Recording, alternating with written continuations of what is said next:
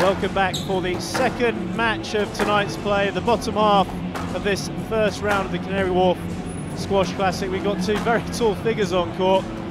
James Willstrop, the number 2 seed, he takes on the qualifier, local London boy Adrian Waller.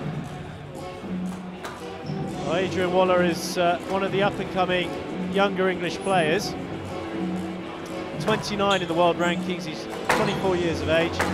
3 PSA World Tour titles to his name. He has beaten 1 or 2 top players in the top 20 before. He's been a pro since 2008. Well, James Willstrop has played this event every year since it started, when it was an exhibition tournament, and as it's progressed now to this. Won it back in 2007, 2008, and 2013. 17 World Tour titles. Strangely enough, these two Englishmen have never played on the PSA World Tour to date. So this is their first outing.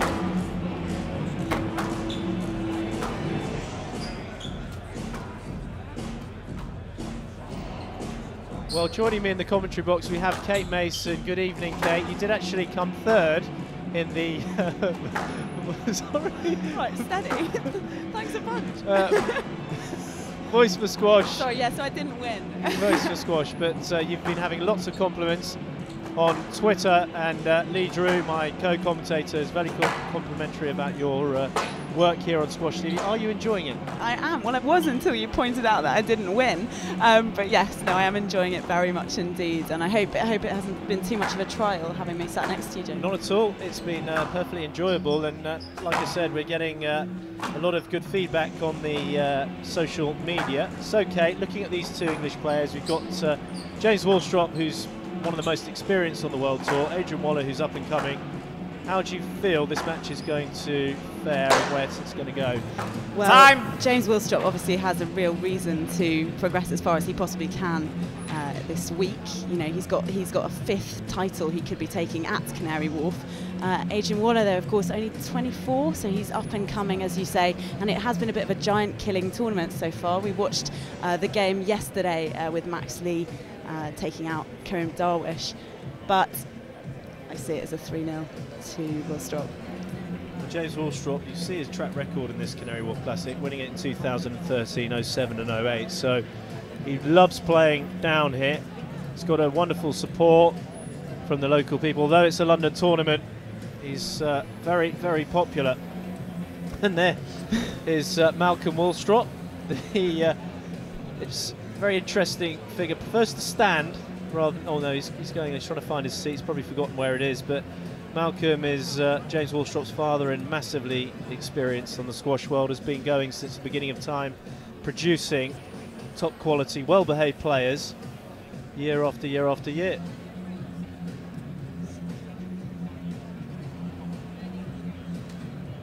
Did you enjoy the last match, Kate? I enjoyed it enormously, yeah. I was quite keen to see Kempe win in the end, actually, but I think with the consensus, I was in the players' lounge, and the consensus was that he'd sort of expended too much energy working his way back from 7-1 down in the 4th, and then by the time it got to the 5th, it was out of his hands. It was. Daryl Selby managed to sneak that in 5, but I do feel that James Willstrop, who always takes his full amount of time, 15 seconds. Will look to get past Adrian Waller quite comfortably. But let's see what the left-hander can do. Do you think that's a fair? I think it's a very, very good prediction. Usually the co-commentators, Lee Drew and Paul Johnson, are pretty terrible with that. But we've got some young juniors, a couple of, good to see, they're also wearing glasses. What? As in, as well as you? Yeah, it's always good to see a few. There's plenty of people in the crowd that are slightly challenged on the eye front. Are you extremely blind, Joe?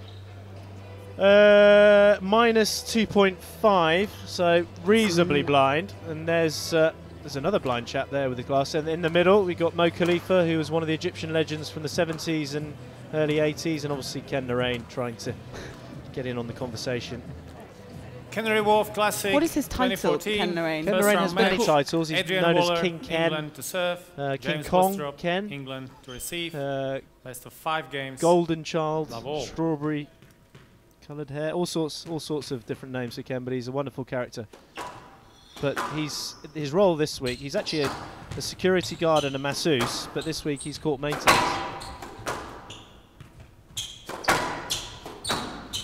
Quite an imposing security guard. He'd be charging around with a mop or a brush. You wouldn't want to be ousted by Ken. Have you ever been on the wrong end of his? I've had massages from Ken, which is probably the wrong end because he's possibly the deepest massage I've ever had in my life, where he proceeds to actually sweat over you, which is really relaxing.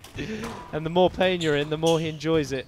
So when I started out as a pro, he was my massage therapist for about a year, and my muscles are still recovering. That's 15 years ago. No wonder he's a squash fan then, if he's into watching pain. No, yeah, he's enjoys the whole physical aspect of it. But talking about pain, did you see the last match yesterday between the two Egyptians? Pain for you, I think it was. It was pain for me. You were quite sly actually, because you only did the second and third matches of commentary. Yeah, no, it was a setup. We'll get you in there for one of those humdingers at some stage. How did Lee Drew take it? Lee's actually had to dye his hair. Naturally, it's very black, but after that last night, he was like a white fox. So he's just mended up for the TV cameras today. So any viewers have a note. We've actually had to bring in a white background because of the problem we were having with his hair and his background. All right. And also, if his nickname is Snape. I know. Needs to live up to it. Have you told him about that? I haven't told him. I think I'll save it till after the next game rather than diving straight in with that.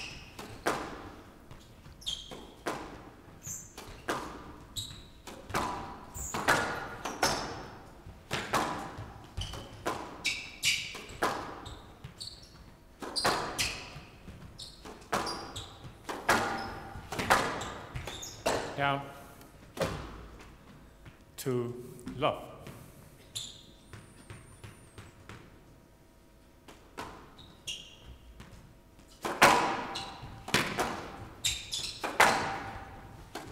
Well, this is a superb start from Willstrop, but you wouldn't expect anything less there. It's quite bizarre watching two people of such great height competing on a squash court. These must be, well, Willstrop certainly is one of the tallest, if not the tallest on the tour. 6'4", and Adrian Waller is actually 6'4" as well.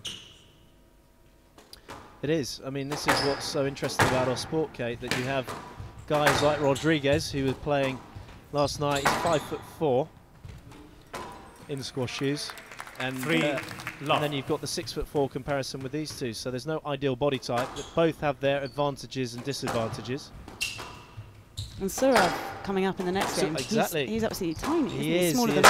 How tall are you? 5'7". Oh no, he's a lot smaller than you. 1-3. That will be my pick of the evening, actually. You should enjoy that with Lee Drew. That will be a really interesting affair with the physicality of Peter Barker and the tenacity of Gosel.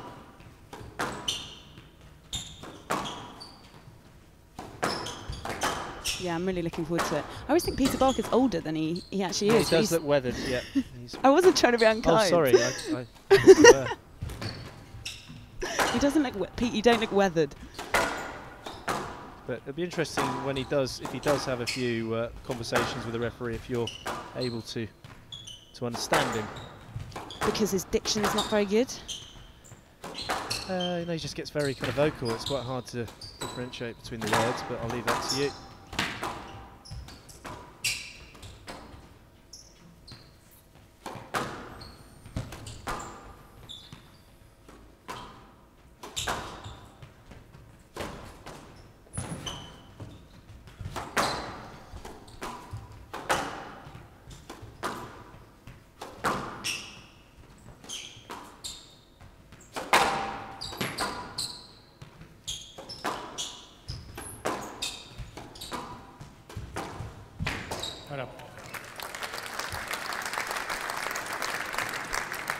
Hand out 4-1.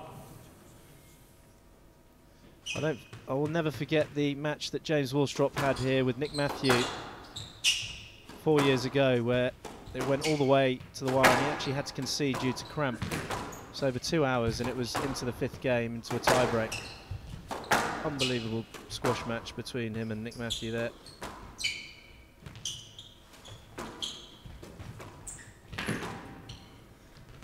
I think Canary Wharf is the first pro tournament I ever came to watch, and it was a pretty amazing. It's a pretty amazing spectacle as a squash tournament. You know, I'd only ever known like slightly grubby squash courts in rundown old squash clubs in the middle of nowhere, and suddenly there's this amazing glass court. There's these men beating lumps out of each other. It's all the glitz and glamour. It's absolutely an incredible event. It is, and it's why the top players play it year after year.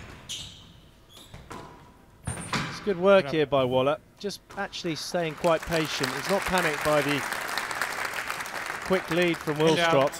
2-4. He's got a very, very sound basic game, Adrian Waller. Nice rhythm of hitting. He moves well for somebody of his size. Just sometimes the belief factor which you need against these top players seems to disperse when he plays the familiar English players. He doesn't seem to have that edge. Because he feels like he's part of a pecking order, do you think? I think so, yeah. I think so. I think exactly. That's exactly the case. Hand out 5-2. Whereas, sorry. Whereas against the foreign players, the higher-ranked foreign players, he seems to get a bit more stuck in. That's really interesting. So you think he's working on his? He needs to work on his mental game. Oh, definitely. Absolutely. If he's going to press on from where he is, he's at a terrific ranking, and that's a lovely shot. He's at 29 in the world, very, very solid. Hand out. High ranking, but I think he's got the ability to push on further in the rankings, and the mental side comes into it for sure. Do you think that's an age thing as well, or experience perhaps, of playing on the tour and just learning how to work these guys? He's pretty experienced. I mean, it's different between the Egyptians who have that fearless factor from a young age and don't actually look at people for their reputation and ranking. It's more of a society thing, I think, a cultural thing with the Western players, that there's a massive respect for the higher ranked players, to the situation where it's a bit of a detriment maybe to your game. What a kind of conservative fitting in with the... Yeah, a little fitting bit. in with the... I do feel that. And you don't see it with the Egyptians? Oh no, no. Not at all. They really do go hammer and tong, and you see it with El Shabagi, and when Rami Ashur was coming up as well. But they're late developers as well. The English players seem to be late developers with the game. They come through late 20s, some even early 30s, whereas the Egyptians and the Pakistanis at one time, very early development.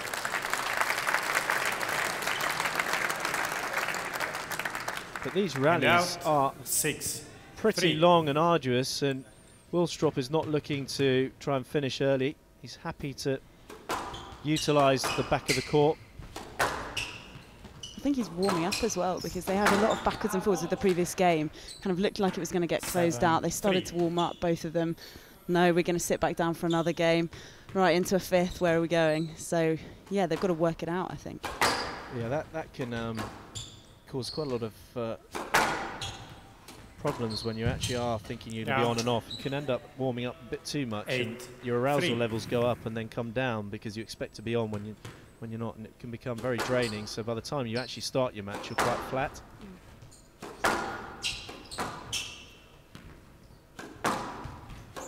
Adrian Waller managed to get through qualification pretty comfortably, so he's had a day's rest as well, with it being a split draw, so that's not a factor, I don't think, here.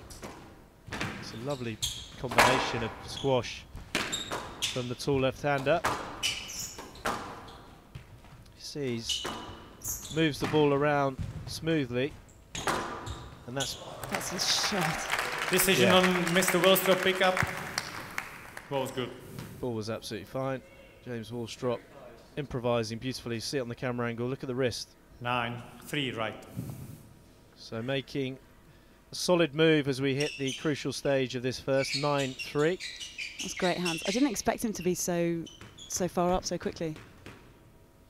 What? Willstrop in game score, I mean. I know. Well, it was a very steady beginning, and now this is the pattern with the top-ranked players. They start to really pull away.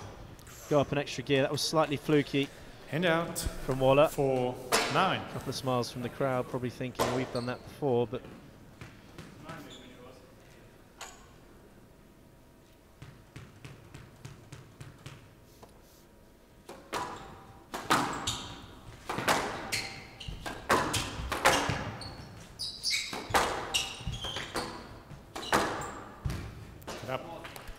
well, there's the aggressive play from Willstrop, stepping up. Hand out 10-4. He has Game ball. 6 game balls for a 1-love lead.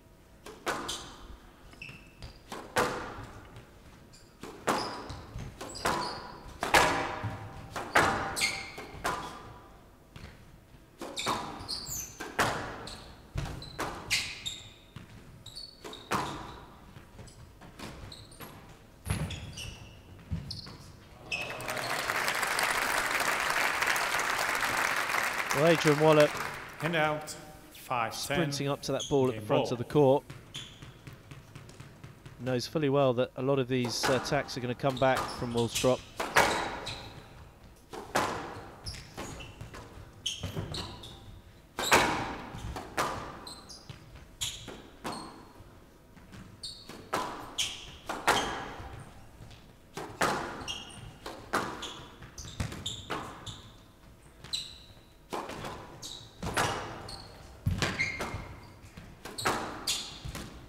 And that's pure, accurate hitting. 11-5. Game Traditional to Willstrop. straight Willstrop drive. leads 1 game to love. Serving James Willstrop superbly well as he closes out the first game in 11 minutes, 11-5. He leads 1 game to love.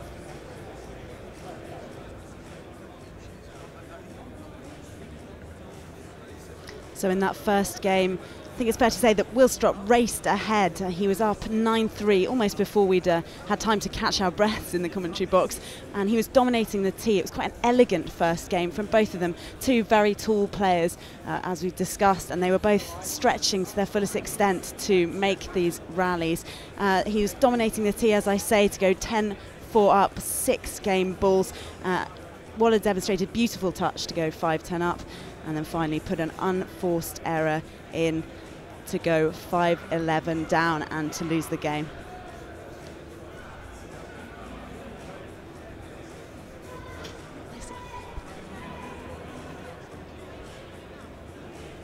Well, okay, I have to say, out of watching, you've seen a lot of squash over the years, I'd imagine, and who would you say is your favourite player on the PSA World Tour? From a squash perspective? Yeah. Well, we talked about this yesterday, and yesterday I said Ramy Ashour, but it seems like a bit of an easy answer, to be honest, because he's so beautiful to watch and light on his feet, kind of dancing about the courts, makes really incredible improvisations. But then now we're watching Willstrop, and I think, well, I really like him. He's such an incredible guy. So I love, he had that amazing trick shot that went viral and did so much for. I'm sure you saw it, the thing that was all over the Guardian for ages. 15 seconds. Oh yeah, of course. Strangely enough, I don't know why I was there, but I was. Just a fluke kind of situation for me. All right. So the second game here, James Willstrop comes onto court. Adrian Waller, what do you think he needs to do? Step up the court a bit, be a bit more aggressive with his attacks, would you say? I think it comes down to what we were talking about him showing Willstrop a bit too much respect almost. He's not establishing himself in front of James Willstrop. Being subservient. He is, yeah, exactly. I think he is. He's letting Willstrop dominate the tee. Maybe he needs to up. It's difficult because if you up the pace, then the danger is that Willstrop brings it to you, and you're stuffed. But he needs to make sure he's perhaps mixing up his shot selection, I think on the backhand more, so that he can then try and take the game to Willstrop rather than waiting for him to call the shots. Well, we should send you possibly over there to have a chat with him in between games. Do him some serious good, Kate. So Willstrop kicking off the second game.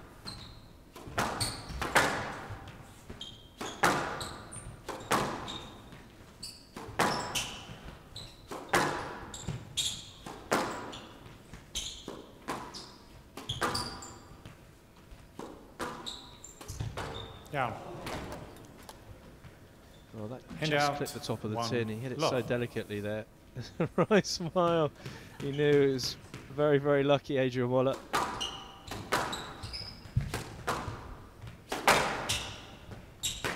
Well, we've had Daryl Selby already up this evening, winning 3-2. Currently on court, Willstrop and Adrian Waller. Then we've got the metronome Peter Barker against Surab Gosal. And then the final match, Mohamed Anwar Raider. He takes on one of the massively up-and-coming top few players, Simon Rosner. Hand out. 1. The sweater. The Perspirer, yeah, he's on a serious mission though. He's looking very close to being top 8 in the world, and he's on the way, if he carries on the next few years, to being the most successful German player ever. Is the set? Do you know much about the German setup for squash? Is it a popular game out there? Yeah, no, well, they don't have a PSA World Tour tournament. They used to back in the 90s, but they've got the Bundesliga, which is their national league, is massively competitive. And the fact now they've got Rosner back. Before Rosner, the most successful player, or still is at the moment, Hansi Wiens. 2-1. Simon Rosner is Right really side, causing a storm, but he'll be up for the viewers, for you viewers, he'll be up the last match of tonight's play. James Willstrop actually plays for Simon Rosner's Bundesliga club, which is Paderborn. Yeah. So, not sure if Adrian Waller plays the Bundesliga, but well, Adrian Waller plays for a team that just beat your extra diamonds lot, I think, in the PSL. yeah, but we're still top. Right, are you? Yeah. Is that actually true? Oh yeah, I'm not just making things up on TV. I never do that, Kate. No, sure, Weird. absolutely. That would be weird. Very strange. Yeah, he plays for Surrey Health and Rackets, and I play for Exeter Diamonds, and we've got a big match next Tuesday. Yeah. In the Southern Division. Hand out. 3-2. Have you ever played him, Adrian Waller? Yes, I have. I played him 3 times. I've won twice, and he's won once. He won the last one, definitely. Actually hit me on the head with his racket, which was nice. Was he a flailer, or were you in the way? Probably crowding him a little bit. Combination of him flailing a bit and me crowding and getting close. Shot. Good squeeze there from Willstrop. Decision on the ball in the back corner, please. Good. I don't know what he's asking for there. 4-2. He keeps asking about pickups. There's no real need, because Willstrop doesn't have a reputation for picking up double bounces, that's for sure. Yeah, no, Yeah. oof. Probably be quite offended. 5-2. It's hard actually. Funny you say that. Sometimes it's hard not to take that really personally at the time when a player's kind of questioning your integrity. Yeah, especially a man like Willstrop.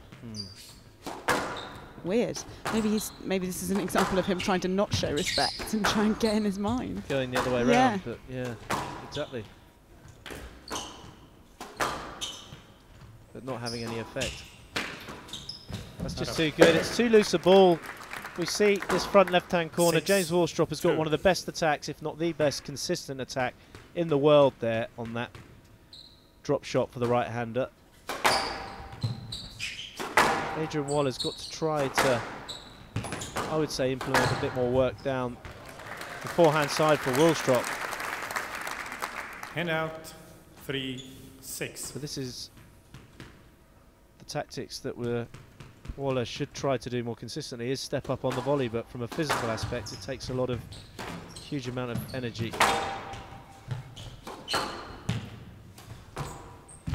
Not up. He's just going to hit those shots all day long, Kate. There's not 7-3. when it's mid-court area there, Willstrop will fire it into the front corners.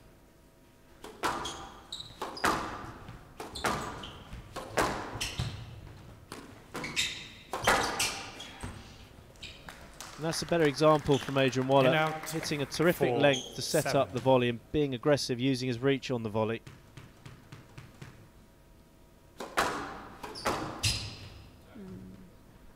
It's interesting though, when we talked about the match last night between the two Egyptians, which had so many lets and decisions getting in each other's way, and you've got two guys 6'4", and we've hardly had, I don't want to jinx it, hardly had any lets or traffic problems. Yeah, just you wait. I know, I'm pretty good at doing that, and it usually starts to all go. But to be fair, when Willstrop's playing, because of his ball control so good, he's hitting the corners, he's keeping it away from the middle, you don't get the problems. But then Adrian Waller is not, I mean, that's a shame. That could have been a really good, I thought he had it there, it could have been a great reflex shot. 8-4. But he's not keeping it as tight. I mean, difficult to keep it as tight as Willstrop does, but he's not, and he's letting it bobble out into the middle a bit more.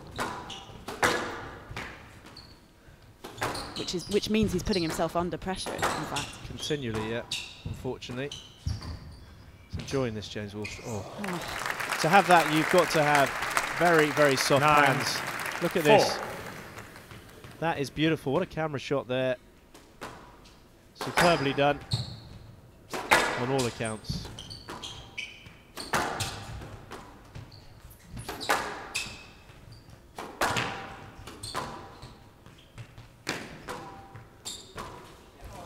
What a shot. This is a bit of a masterclass, Kate. You're being treated to vintage Willstrop squash here. 10-4. Yeah, that is beautiful. 6 game balls for a 2-love lead for Mr. Willstrop. It's going to be a let ball. No let. He's going to, oh, he won't video review. Hand out. 5-10. Game ball. It was a let ball. Let's have a look. That's such a let ball. That's brutal from the refs. Weird, he didn't even review it. That's how relaxed he is. And then Adrian Waller making the most of that shallow cross court. Decision on a pickup, please. This is not. On the 10. On a 10. Yeah, just asking. Look good to me. Yeah. Decision, please. Good. 6-10. So they're both at it. Game ball. Oh no, Willstrop thought that the ball possibly had caught the top of the tin. I mean, the problem with that is that the ref surely is never going to be any the wiser. You know, they're so much further away than the people on the court, so it's almost not worth asking. Perhaps. Sometimes you would expect the referee is meant to be watching the game all the time that they would maybe know. 11-6. Game to Willstrop. Willstrop leads 2 games to love. Good point. So James Willstrop looking in fine fettle. 8 minutes for this second game, takes it 11-6. He extends his lead to 2 games to love.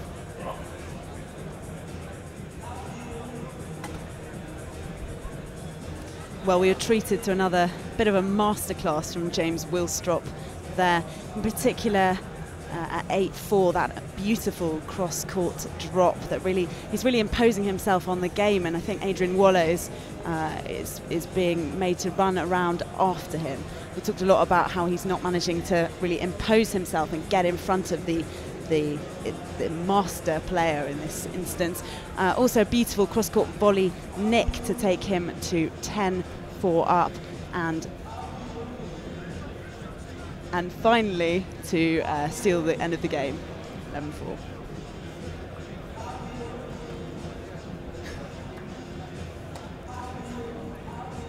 Well, James Willstrop playing superbly well. He's relaxed. I have to say, he's really starting to reach that form after New York. He struggled in the TOC, Kate, back in January. He got better and better as the season went on. He played some terrific squash in Richmond, Virginia in those Arctic conditions, and he loves it here. He's won this event 3 times before, and he's showing that at the moment. Yeah, that's absolutely true. I mean, he's such a graceful player to watch. I think we've talked about this. You know, it's incredible to think of a guy 6'4", able to come in and out of all of those tight, get in and out of all of those tight spots on a tiny little squash court. It can only be, whatever, 3 times the length of his height. So he's just owning it completely this afternoon. He is owning it, and like I said, he's very, very seconds. comfortable. And Adrian Waller's got to try to salvage something if he's going to compete in this 3rd game. He's not necessarily playing badly, Adrian Waller. He's just not doing anything that's troubling James Willstrop. What can he do there? I've been asking myself. He needs to increase the pace. Unfortunately, when you do that, your accuracy levels can also decrease, and his accuracy levels at this pace haven't been that tight, so he's in a bit of a conundrum in that respect, but he's got to increase the pace. The way to play James Willstrop is to take away time. When he's got time on the ball, he's able to utilise his skills and his court craft. And people like Nick Matthew and Rami Shaw speed the game up, and they take away time for him and rush his shots and put him under pressure in that way. But to do that, you've got to deal with his ball control, and if he's hitting as accurately as he is close to the sideball, then it's a very, very hard scenario. That's why he's been a world number one. Willstrop leads 2 games He's to won this love. tournament so many times. Love all. I did feel that I would have thought that with Adrian Waller being a London boy, he's North London, that he might have got a bit of extra support here. But, I think the crowd are just really enjoying the fact that Willstrop is producing this type of wondrous squash. I was talking to Laura Massaro last night for, obviously she's just had a massive win out in Penang. That was amazing. Congratulations also from all the Squash TV crew to Laura Mazzaro for winning that. Yeah, well, an incredible achievement. And she was talking about how out in Malaysia she found it strange, or it was unusual for her, how partisan the crowd is. So Nicol David would hit a shot, good shot, and they would go wild. Whatever kind of shot she hit, there would be complete silence. Yeah. Whereas here at Canary Wharf, there's much more of a kind of less, you know, everyone's quite Well, it's very cheerful British, for the isn't it? squash. Very, Yeah, I very think British, so. Yeah. Very British, but and the Brits do like an underdog as well. But then you would think that it would be supporting Adrian Waller a little bit at the moment. But I'm surprised Laura would say that, because she's so experienced. She knows playing in certain cultural environments that you get no joy if you're playing a local hero. But that just shows how well she did. She didn't actually beat Nicol David in that event, but she beat the young Egyptian Shabini, who actually got rid of Nicol David. But it's brilliant for Laura Mazzaro. She's now a British Open champion and a world champion. It's the first British woman ever to hold that at the same time. Both Absolutely, of those. yeah, it's superb. I mean, her husband, Danny Mazzaro, who's a complete squash fanatic, will be talking about that for many, many, many decades. Quite a cosy community, isn't it, the squash world? I was just thinking about it. Thinking about Malcolm Willstrop wandering around. Obviously, all of these. So Danny's Laura's coach as well. He's the husband, yeah, and coach, yeah, psychologist, nutritionist, massage therapist, obviously. Cleaner, he cleans the house. Does he? Yeah. Maid. She doesn't do anything. Well, you know, if you're going to be world champion, fair enough. Well, exactly, and that was a very slick shot. We've got to see this shot again from Adrian Waller. If you had to compare this shot to anyone, this would be quite Shabana-esque. Check this out, left-handed, behind him, open racket face. Thanks for coming, lovely shot. What a shot. And Willstrop's questioning that one again. Yes. No, it's one of the front right. Oh, okay. The old top of the tin police. Well, that sorted that one out. I think the crowd are just trying to work out what happened there after the exciting rally previously.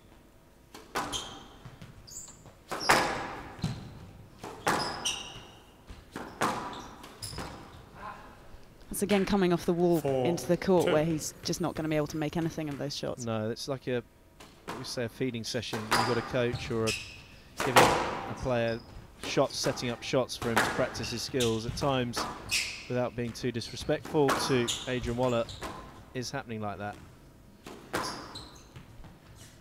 Fortunately, the tempo that's going on, as I said, is just not busy. So Willstrop's in his comfort zone and dictating pretty much every play.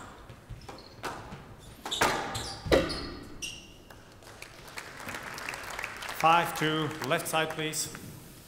Yeah, there's a lot of, talking about the squash world, there's a lot of kind of family relation coordinate, going on there. So I wouldn't say it's cozy, but certainly familiar at times. You wouldn't say it's cozy? I wouldn't say cozy, no. People aren't sitting incestuous. There. Well, I certainly wouldn't say that.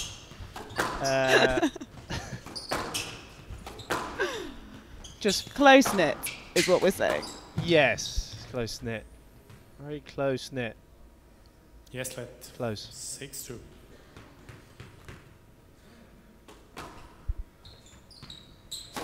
Anyway, back to the squash. Wow. Okay. Starting to really dictate now, are you? Yeah, really you haven't said the score in a while, Jim. well, Lee Drew will be looking forward to that one. Kate Mason starting to get a little bit more confident as this match goes on. Hand out, 3-6.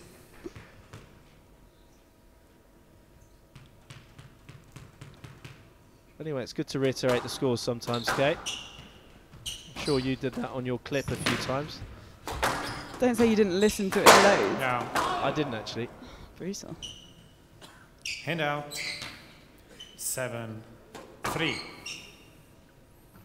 Well, this is pretty straightforward at the moment, but I can assure you the match coming up for you next, because it looks like this is going to be closed out in 3, will be very entertaining between Pete Barker and Surab Ghosal. When you commentate on that one, Kate, try not to call him by another name. Who? Because somebody involved in Squash TV who's very popular, he can't be with us at the moment because he is back doing some work in Hollywood. He's a stuntman in his spare time, Paul Johnson, but he calls him Gurav Social. Yes, So try not to get that in your head. I might try and embed that because you're thinking, well, why is that? yes. But it will it'll infiltrate your mind, and when you're on camera, you'll suddenly say it. Gurav Social. I won't say it. No, you won't. Gurav. Yeah. The Indian #1, Surab Ghosal, but Gurav Social. It's actually quite, yeah.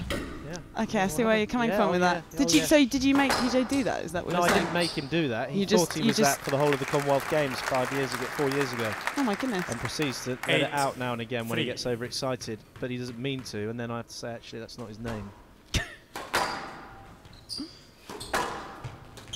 Okay, Gurav Social. That's not his name, Joey.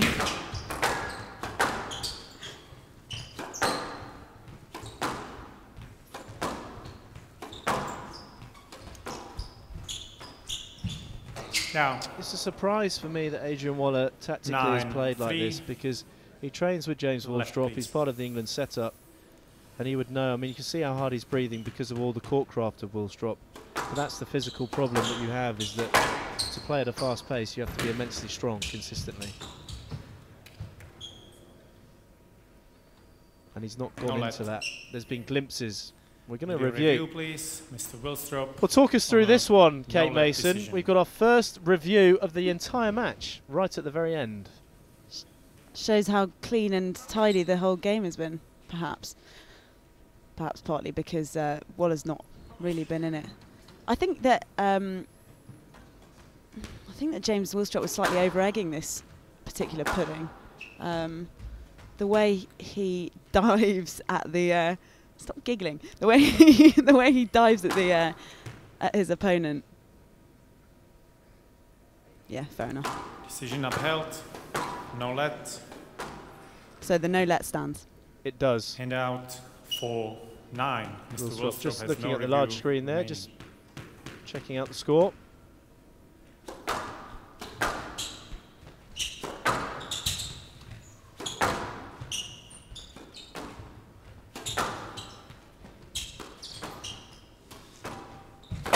Yeah. Hand out, 10-4. Match ball.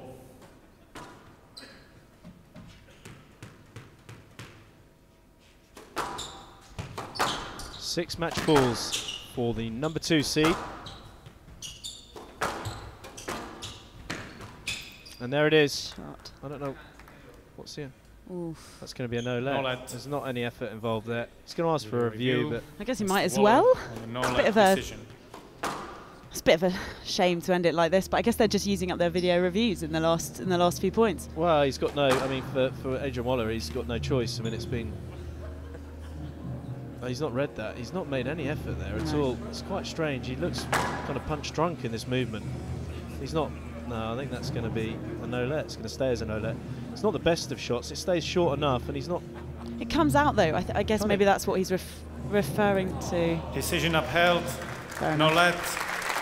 11-4. Game to Willstrop. That's the end of Willstrop that. win by 3 So games to love. Let's hear 11-5. a quick interview 11-6, with 11-4. former world #1 Peter Nicol and the victor James Willstrop. Well, James, congratulations. You looked incredibly sharp there. What a great start. You're four-time winner of this event. Is there any particular reason you like this event so much? Well, I don't know. It's maybe not. I hope it's not difficult to see why. All the players remark on it. I always say it. It's one of the greatest squash venues that there is, and it's makes it very, very worthwhile. Well, worthwhile's a complete understatement, but it's a wonderful thing to be a squash player in a venue like this. This is what makes it a wonderful way to earn a living, and it's well run. It's a great venue, and the crowds are hopefully on our side. It's in England, it's in London. There are a lot of good things about this, and I always love coming back.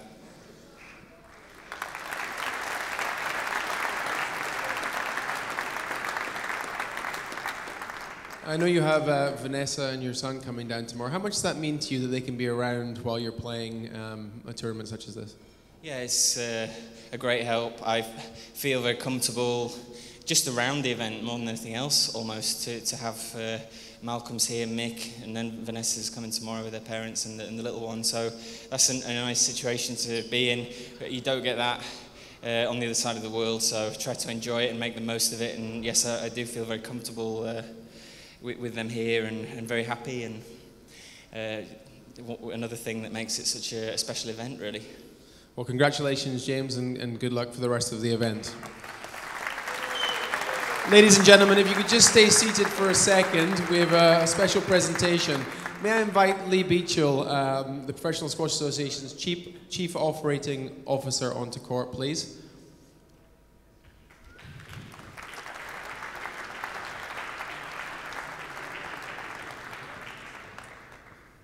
Mr. Lee Beechell. He would love to present the 2013 PSA Player of the Year Award to one of the sport's finest practitioners.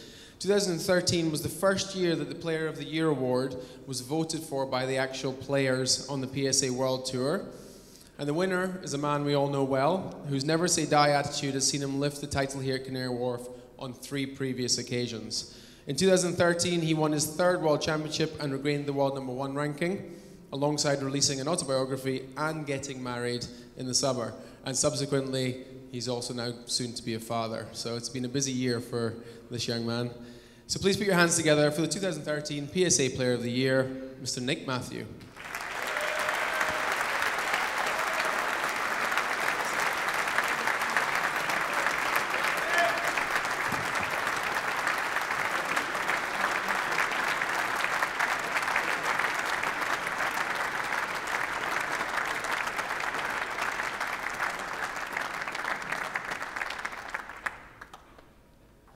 Well, there we go. Nick Matthew, PSA Player of the Year. I actually thought that was a possible iPad, but unfortunately for Nick Matthew, it wasn't. So Nick, may I just ask you a couple of quick questions? So just what to does recap, this award mean to you? James Willstrop taking the first round against Adrian Waller comfortably, 11-5, 11-6, 11-4 in 34 minutes. 3 games to love. Yeah, it's an amazing honour. I wasn't aware until you just said it. So that was almost quicker than blinking, that 3-to-love game win for James Willstrop there. There were times at which it seemed as though Adrian Waller was really just giving him a feeding session. Some of the courtcraft that James Willstrop demonstrated throughout the 3 games was so precise, and it meant that he was really taking control of most of the points, pretty much all in fact. Waller didn't manage to force the pace, which is why he ended up losing that game 3-0.